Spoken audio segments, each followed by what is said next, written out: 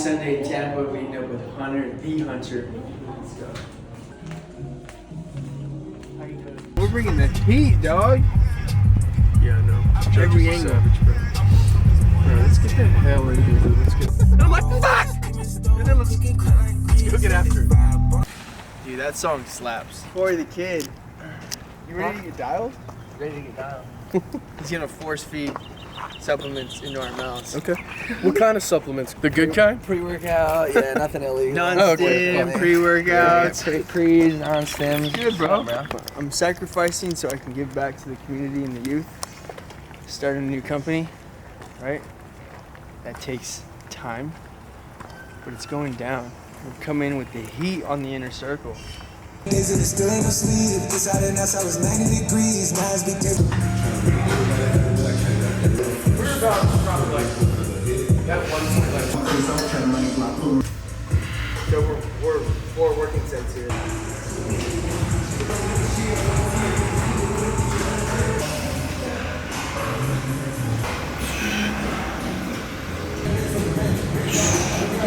All that right there, KG.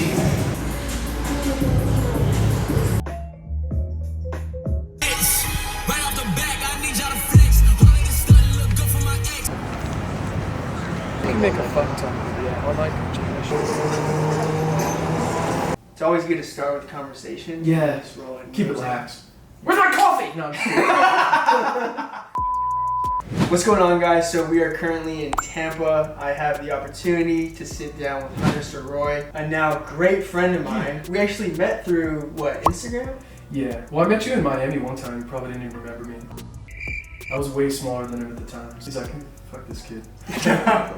Hunter reached out. Basically what we're gonna do right now is Hunter sold his company. I'm always curious talking about topics like this, selling companies, building them to actually sell. So he is in a small category of agency owners who actually know what the fuck they're doing. So we're about to drop some knowledge on you guys right now. What was your agency? Break it down for us real quick. What were you doing? Yeah, I started the SMMA in 2019 in June. I feel like the biggest agencies, or at least low-hanging fruit, is normally like real estate, chiropractors. There's like the core ones that everybody does. Yeah. But I did chiropractic, kind of similar to you. And it was an agency called Chiro Queens. And we got the name because we initially only helped female chiropractors. And I couldn't close anybody. But like one day, I was able to close like 3 female chiropractors. And we thought that we found this niche within a niche within a niche. That was female chiropractors. So then the next month we sold like 8 male chiropractors. And we were like, fuck it, just keep the name. Yeah, we started that in 2019. And I think our peak month was probably like 250, and that was like peak. 250K a month, reoccurring revenue, love it.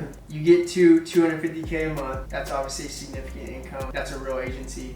You've been doing it for years. What motivated you to sell? Yeah, I mean, I'll just keep it honest. I think I had a lot of limiting beliefs in scaling it further. And to be totally blunt, like I didn't love the niche that I was in. I was at a crossroads where if I wanted to scale, I would have to go deep, like really deep within inside the niche and the talent that I was hiring. After like coming on like 4 years of the agency, I just didn't see myself doing it long term. So I thought we were on an upward trajectory and it was a really good time to sell. And I just wanted to do something that I was actually passionate about. I don't know if you agree, because you're going really deep in your industry right now. I think it's really admirable. It's awesome to watch. I would have to go way deeper in a niche that I didn't love, and I had something to the side that I was really passionate about, which I can talk later, but helping young men and young business owners make money is something that I never really had. So I'm super passionate about that, and I can help people out with that now. We kind of met a little bit through this, but like running ads and doing sales and like all things that are client acquisition or basically front end or revenue producing activities. I love doing that. And I hate messing with the back end of a company and dealing with all the woes and everything. And CEO, you're basically just glorified like account manager. Yeah, you got to do a different point. But yeah, I looked at it and I thought that if I went to the side, it had a larger ceiling. Like I'm trying to push to $1 million a month in the next 2 years for infinite income. And I just never saw Chiro Queens doing that. I think your niche could do it, but not mine, not $1 million a month. So it was like an opportunity cost. Yeah, you got to a point where you had to make a decision of sell the company, take a chance on doing something that you're more passionate about, right? Because usually work is funner when you have a passion towards it. You picked a vehicle that has the ability to scale.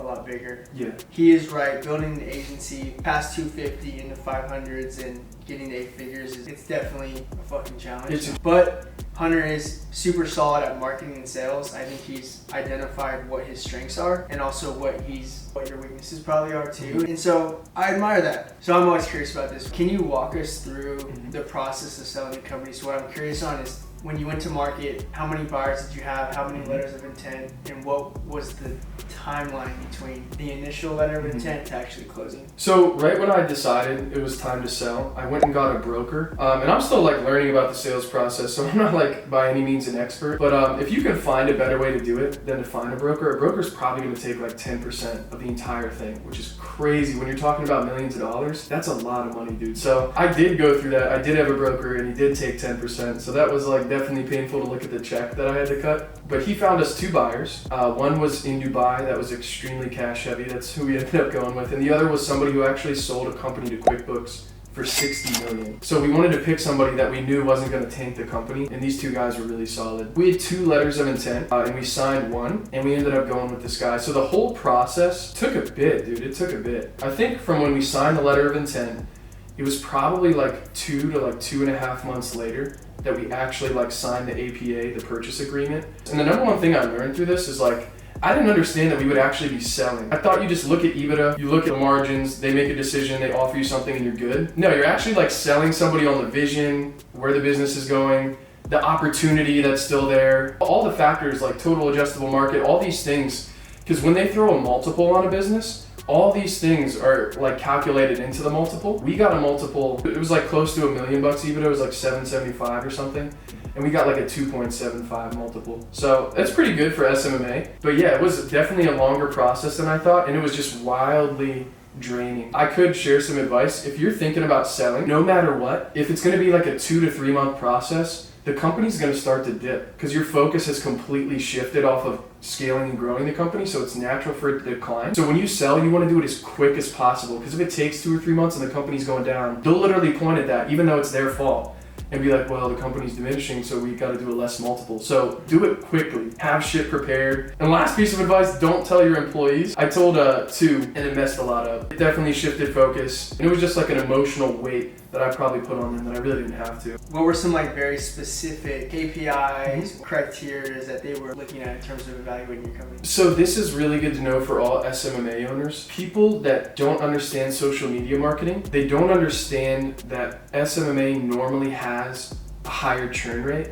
Like a very, very good retention for SMMA is normally like, this is my belief, maybe like 8 to 12 months. And I know yours is really good. Yours is probably more. So when they look at it, they think that that's crap. They're all coming from like SEO businesses or businesses where the lifetime value could be not in dollars, but like 3 years. So they look at an SMMA and they're like, dude, it's tanking. Even though margins could be great, everything's on the up and up. Just to even chime in on that, I think and obviously I've been well versed in understanding what the exit looks like and what to build for in terms of KPI structure and what things look like from strategic buyers, private equity. Retention's a super big key. Margin, having your org chart and your operation team like fully operating well to where the business grows completely without you. I think the reason why agencies sell for larger multiples who have 2 to 3 year retentions is because one, they're probably doing SEO, they're doing website. If you can take your SMMA and then turn it into a full service agency, you're gonna end up exiting for higher. Now it might take an additional 2 to 3 to 4 years and a lot more employees. My question to you is, are you trying to build an SMMA cash cow, high cash flow business, or are you trying to build an enterprise company that has, stickiness, products, well developed to exit? Like to some people this is like mind blowing. I feel like not to us anymore. It's really easy to scale to 100K a month. And you could do that with yourself, a couple VAs, and that's probably it. So like if you just want it to be a cash cow and you're not positioning to sell, that's still great. There's nothing wrong with that. And a lot of the sexiness in selling isn't that sexy until you're at like a 5 million EBITDA like this guy. So the other thing I wanted to say is what I learned. If you have to pick one, lifetime value length is actually more important than lifetime value cash, like collected of the lifetime value. So buyers will look at it, and if you have, let's say, a lifetime value of 12K in 6 months versus another one that's like 24 months and it's like 6K, like half that, that's better to a buyer. a longer time horizon because they think that they can do more with it and fit more into it, and they're kind of right on that. 100%. So yeah, if you can stretch out things like you were saying and basically build in, like you're actually going for enterprisal value, maybe stickier services. It's not always cheaper services, but I mean we could probably make a whole video on that, but definitely stickier services is extremely important if you're trying to sell. Otherwise, yeah, just cash cow. The magic question that everyone's probably sitting on the couch eating their popcorn is, what did you sell it for? Obviously, you don't have to give specifics, but what happened? So I'm not supposed to say, but you guys can. What happened? I think I already said the EBITDA and the multiple. Oh yeah, but, you guys can do the math. pretty much less than 3, more than 1 million. Less than So, 3, a couple bucks. more than 1. Less than 3, more than 1. I'll tell you guys right now, there's not a lot of agency owners. I don't even know. I know of one, but I don't know many agency owners who've actually properly sold their agency. I know there's people out there saying they sold their agency, but they really just dished it off to a partner or something like that. It wasn't a real exit trying to maximize value. And it's a little bit different. You know, when you hand it different. off to a partner, you get way less, but you can say the sexiness of I sold Yeah, my agency. yeah. No, Hunter actually went through a legit sales process with a broker, going through the entire, what do they call that? I'm blanking right now, where they completely go through the the due diligence. due diligence. He went through that entire process. So now, what are you doing now? Right now, I'm working on a base level. It's to help young men that are like ages probably like 18 to 35 learn sales and then get into the world of remote. Because dude, this is a growing industry, probably the biggest growing industry probably in existence right now. Just working remote and working online. I feel like all businesses are going online. Commercial real estate's kind of screwed. Everything's moving online. So there's like a gold rush essentially for high ticket closers or just sales reps in general online. And it's a skill that during this whole process of like selling and scaling the agency, and for me it's been stressful as hell, dude. I wish I had Stevie's advice from the beginning to scale my stuff, but through it all, I always knew, like, I always slept like a baby because I knew I could sell. So, like, worst case, if my business went to 0, dude, I'd just go pick up a high-ticket job tomorrow and make, like, 6 figures. So, it was something that, like, when you have that core skill that you know is in so demand, I feel like it just makes life better, and it just makes it less stressful. So, that's what I'm working on right now. It's called Infinite Income. If you guys want to check it out, hit me up on IG or something. But yeah, it's a lot of sales skills, recruiting, and just building up, like you said, marketing and sales strategies so that young bucks can go make a ton of bucks. That's what's up. We're at a point right now where I have a lot of people reaching out, a lot of agency owners reaching out, asking for one-on-one calls, asking, you know, if we're going to develop some sort of program, and talking a lot of higher level stuff. Me and Hunter are thinking about potentially, you know, offering a inner circle type program where we can work with a few agency owners who are doing anywhere from 50 to 100K a month, who really want to scale to 2, 3, 400K a month with profit, with like a real team, to where like you can actually go on vacation for 2 weeks, not work an hour, and the agency actually scales.